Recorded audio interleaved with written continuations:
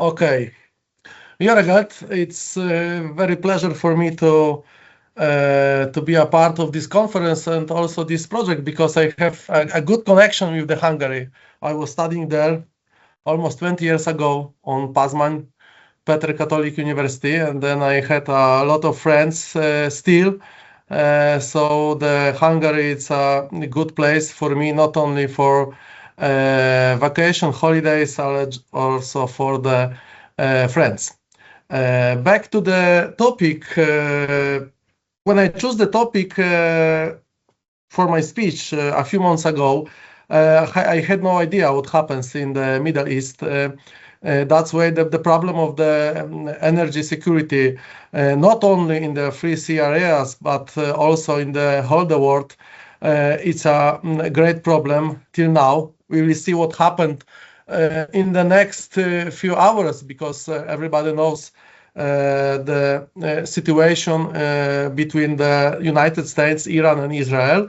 But I think it's also a good position to discuss about the energy security, because everybody knows that the problem of the energy security is still the problem, not just Hungary, Poland, not just the Central Europe, but still European Union has the problem with the energy security. Despite the short history of the Free Sea initiatives, has already gone through several steps for the development, from the initial through the development and shaping of the identity to the period of stagnation.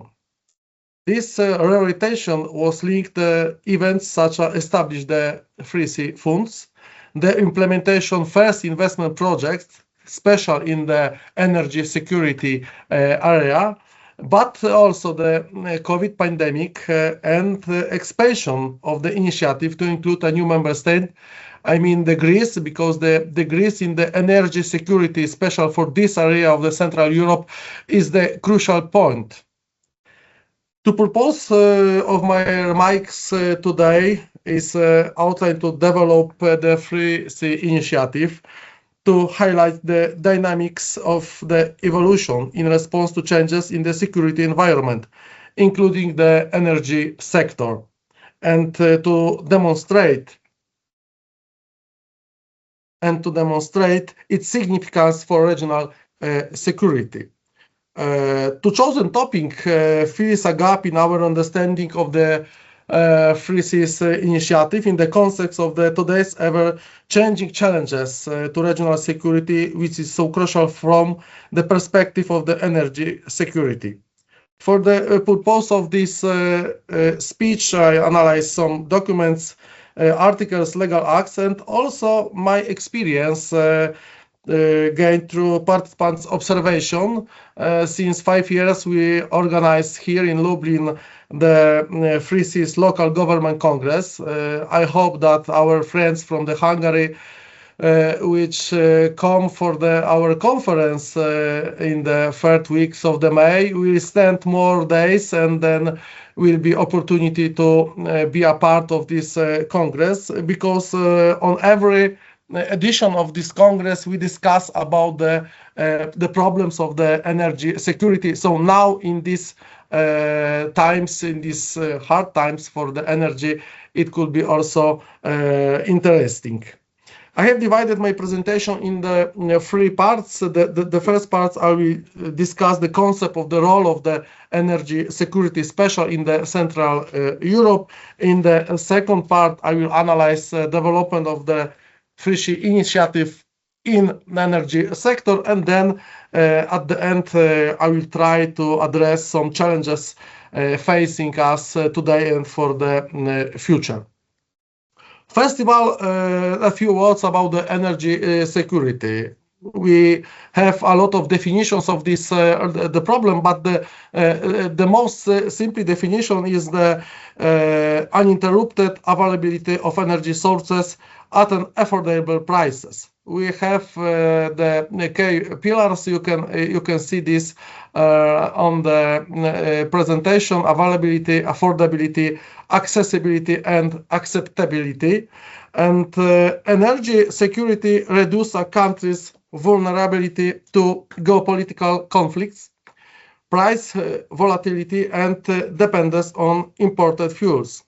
A robust energy security strategy involves diversifying energy sources, improving energy efficiency, and investing in domestic renewables to strengthen independence. Independence is a most crucial point to understand why the problem of energy security is so important for every country, especially the country in the east flank of the NATO and east border of the European Union. It should be emphasized that the issue of energy security in Central Europe has existed practically since these countries broke away from the Warsaw Pact when the Soviet Union collapsed. One of the priority areas of the cooperation among for the Visegrad Group countries is strengthening energy security. Energy security emerged as a key element of Visegrad Group Bratislava Declaration, dated on 15 of February 2011. In the document, they emphasized the need to strengthen European energy security by broadening and deepening the integration of the internal energy market in the European Union through enhanced Visegrad Group cooperation within the European Union. Unfortunately, since almost more than 30 years, nothing happened in this point. The aim of this policy would be diversify road sources and suppliers of energy resources, as well as develop energy infrastructure, particularly through the implementation of North-South gas corridor projects and the modernization of existing oil and power grids. Subsequent declaration by ministers of Visegrad Group, not only in 2011, also in 2015, 2017, aimed to secure additional EU funding for energy infrastructure project by group, as well as to continue the effort toward diversification mentioned in the objective of Bratislava Declaration.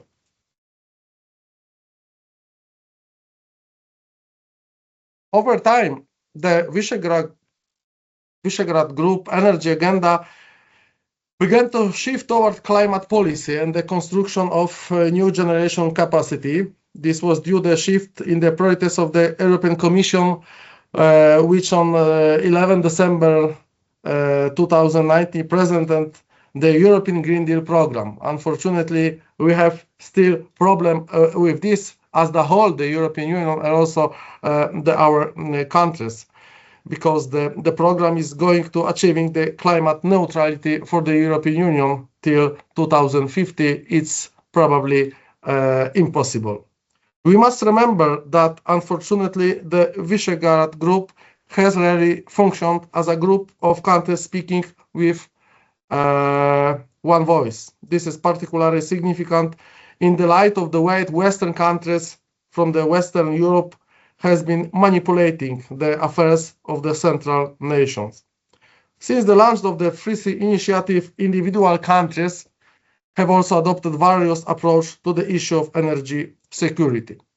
Then we can divide the existing of the Free Sea Initiative for the few steps. The first is times for developing. Then we can find some good informations, but everybody knows that it was more than 10 years ago. But from the beginning, the primary goals of the cooperation were to be new investments, economic development, and improve energy security in the region. The Free Sea countries are aware of their differences in approach to political and geopolitical issues, such as their stance on China's investment in the region, the intensity of economic cooperation with Russia, and the level and form of aid to Ukraine since the Russian invasion.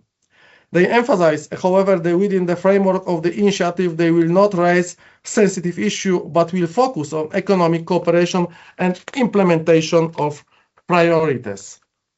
As an important stage in the development and formation of the Free Sea Initiative was the establishment of the Free Sea Fund. The idea for the fund first emerged during the second Free Sea Summit, which took place in Warsaw in 2017 during informal discussion among delegates from regional banks. The bank representatives were keen to create a full for tangible financial action, thereby ensuring that its initiative moved from the declaration to realization of the goals. During the first summit in the September 2018 in Bucharest, a letter of intent was signed regarding the established the Free Sea Fund. It was estimated at the time that by 2030, investment in the infrastructure, especially in the energy infrastructure of the countries belonging to the initiative, could amount to approximately 1 trillion euros. The fund's goal was to attract investors, both public and private, as well as to provide financial support for the implementations of investments.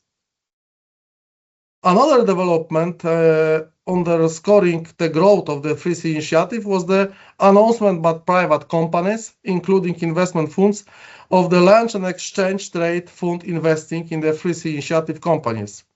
In September 2019, at the Economic Forum in Krynica in Poland, a decision was made to launch the CAA Plus, which was first published on September 4 by the Warsaw Stock Exchange.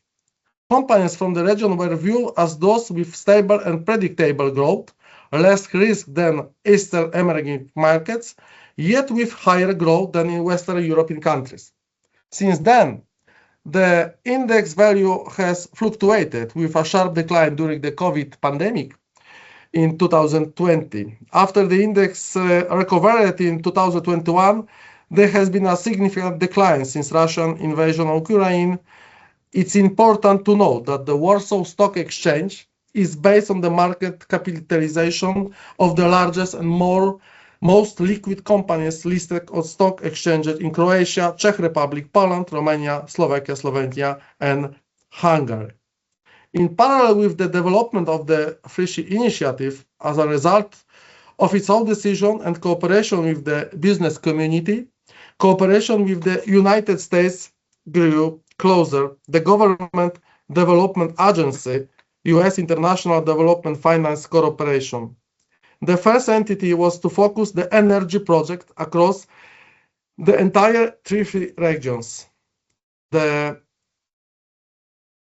agency is a financial institution aimed at supporting Washington's expansion into emerging markets, improving quality of the life and stimulating growth in developing countries.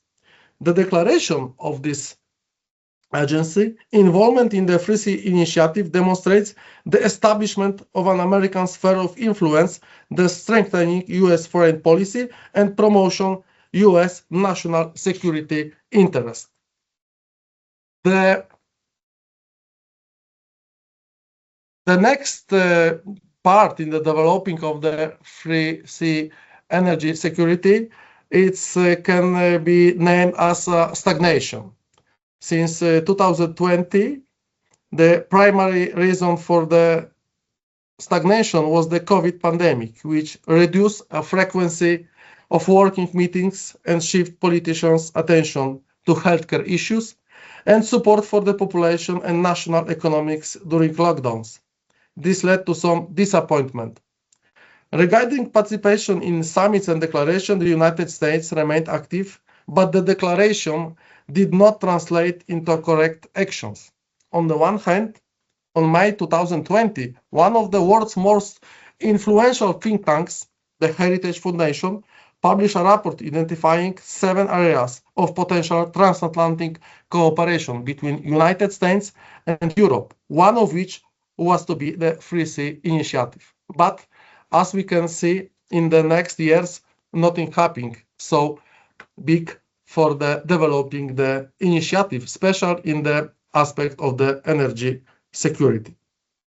Further dashed hopes emerged after the 6th Free Sea Summit, which took place in July 2021 in Sofia, Bulgaria. A large American delegation attended to the summit, during which agreements were signed to the cooperation between Bulgaria and United States. The summit concluded with symbolic pledge to continue US engagement, reaffirming the US sphere of influence intended to counterbalance investment from China, as well as the opportunity presented by joint action to achieve geopolitical and geoeconomical goals. However, it did not result in progress regarding concrete actions. During this period of stagnation, we had some important investments in the 3C areas. First, it was cargo unit in Poland. It was in the infrastructure railway sector. But we have two investments, one green energy in Estonia, and second renewable energy production platform between Czech Republic, Slovakia, and Bulgaria. This project consumed less than 45% of the funds raised by the fund, taking into account the time of their approval. The next period in the 3C areas I was called refreshing since 2022. Activity within the 3C initiative has increased, as has importance of this form of cooperation for the region. Paradoxically, the factor that revitalized the initiative was the full-scale attack by the Russian Federation on Ukraine. This event highlighted a shared external threat and brought to light specific problems in the region, such as energy dependence on Russia, infrastructure shortage, disrupted supply chains, and cyber threats. It spurred cooperation, particularly among countries located near Russia and Ukraine. Support for Ukraine was clearly emphasized during the 7th summit in June 2022 in Riga. It was stated at that time that Russia's war in Ukraine had changed economic geography on the 3C region. In 2022-23, two more investments were financed with funds from the 3C Fund, announced as the fourth and fifth 3C projects during the summit in Riga. These were the port of Burgas in Bulgaria and the power company, Polish company specializing in renewable energy. This investment demonstrates the continuation of the fund's activities to still a rather slow pace. Actual projects are not keeping pace with need and priorities. The reason for the situation is a shortage of funds resources, resulting in the need of finance investment using countries' own funds of EU budget. At least the most important place in the energy security situation in this 3C areas we had by joining the Greece to the initiative, because the Greece opened the initiative to the fourth sea, namely Mediterranean Sea, which is immense strategic, geopolitical, and geoeconomic importance. Greece, as a country located near a Bosphorus, facilitates access to Turkey, Central Asia, Black Sea, Eastern Europe, and also the Balkans. Another milestone that revitalized the initiative was Greece's accession, and this also is crucial for the Europe energy security, as it complements the North-South gas corridor from the south, thanks to investment floating storage regasification units and Trans-Adriatic pipeline. In turn, membership in the initiative offers an opportunity for accelerated development for the Greece. Also, access the greater European financial resources and those from United States following its accession to the initiative offers Greece an opportunity to limit China's influence in the strategically important region of Europe. The 3C initiative currently stands at a crossroads. Following an initial phase marked by high level of enthusiasm and high hopes, the time has come to raise the declaration made. and its annual summits and determine whether its existing makes sense and whether it will bring a real added value to the region. Its creation was a consequence of United States engagement and a market of American influence, leading to a reduction of China's investment and the creation of a counterweight to the Belt and Road Initiative. According to United States statements, the US is more willing to engage in investment projects that include Ukraine rather than those limited to the existing free sea countries. Russia's full-scale attack on Ukraine has highlighted a common threat to the existing countries within Russian sphere of interest, the energy dependence of many countries in the region, and the need to update priority investment projects aimed at reducing this dependency more quickly and building resilience to geopolitical and economic shocks. Now, the present situation in the energy security in the Free Sea initiative has been on actively diversifying energy sources to significantly reduce the region's dependence on single suppliers, with a particular emphasis on diminishing reliance on Russia. Efforts in this area include a strategic development of interconnectors and the creation of the more integrated regional energy market through the construction of essential cross-border infrastructure, such as gas pipelines and electricity grids.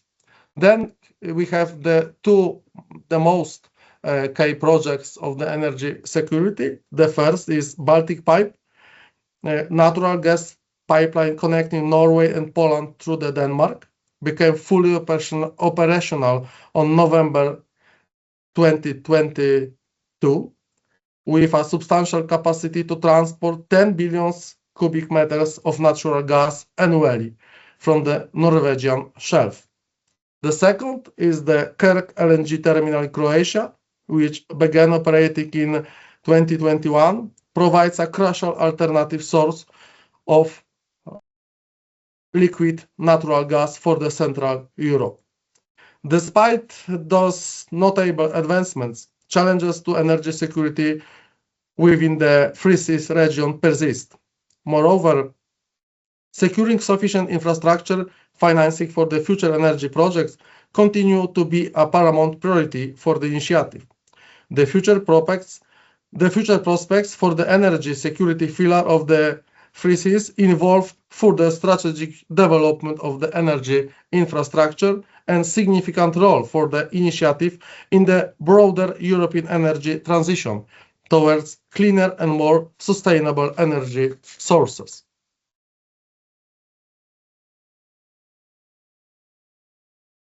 What happened now? We have to look on the relations between the whole initiative and the other big players or the big situation in the Europe. The first of all, the relations with the United States. The United States has demonstrated consistent and high-level political endorsement for the Free Sea initiative, clearly signaling the strategic importance to Washington. The support has been highly visible, marked by presidential participation in key summits, but unfortunately, till now, we cannot observe some more activities of the United States in this region. The second problem is the war on Ukraine. The war decisively brought Ukraine into Free Sea initiative orbit as an associated country, significantly increasing the focus on and the potential for the future infrastructure developed specifically general towards the nation eventual post-war reconstruction. But we know what is the problem, the political problem between the Kyiv and the other neighbor countries. We know that the problem of the war is the still problem for the energy security, and probably without the good solution and the pressure from the United States, it will be very difficult to find a good solution. The state goals of the Free Sea Initiative are explicitly complementary to overchanging European Union objectives. Improving energy security and diversification perfectly with the EU energy policy, such as the Repower EU plan. Boosting digital infrastructure supports of EU digital single market strategy. Reducing development gaps between Eastern and Western EU members strengthened EU cohesion, a core principle of the European Union. The Free Sea ultimately aims to help its participating states better leverage their EU membership and integrate more effectively, not to chart and separate or opposing course. Speaking about the future, I choose the most important issues from the mind point of view, but I think it's also the problem for all the initiative. The first is institutionalization. The urgent need to establish an organizational framework and operational procedures for the initiative is essential to increase its professionalism, effectiveness, and impact. Institutionalism should be viewed as a tool to ensure proper organization and systematic functioning of the initiative. Without this, it will be very difficult to go further. All participants in the institutionalization process must understand that it's necessary conditions for the continued development of the initiative. Without technical infrastructure to support Free Sea operations, its effectiveness will be limited and the initiative may risk marginalization. The second issue is regional cooperation. Inside with the European Union and also cooperation in the cross-border aspects with the countries which are not still in the European Union, but they are in the initiative. The Free Sea Initiative is one of the several regional cooperation formats in Europe. We have macro-regional strategies of the European Union, but unfortunately, we still doesn't have the strategies for the Free Sea Initiative. Of course, it's very difficult to find a good solution for the Balts, for the Balkans, for the such countries like Poland and Hungary. But I think the one solution is very clear: the peace, and the peace should be prepared by the energy cooperation and also by regional cooperation. The strategic interest in the complemented by clear commitment to the enlargement policy of the European Union, the countries, especially in the countries of the Western Balkans. And the last situation, relation with the United States. As we can observe now, we have the Middle East war, and the future role of the United States in relations to the Free Sea Initiative in the aspect of the energy security must be to create something new.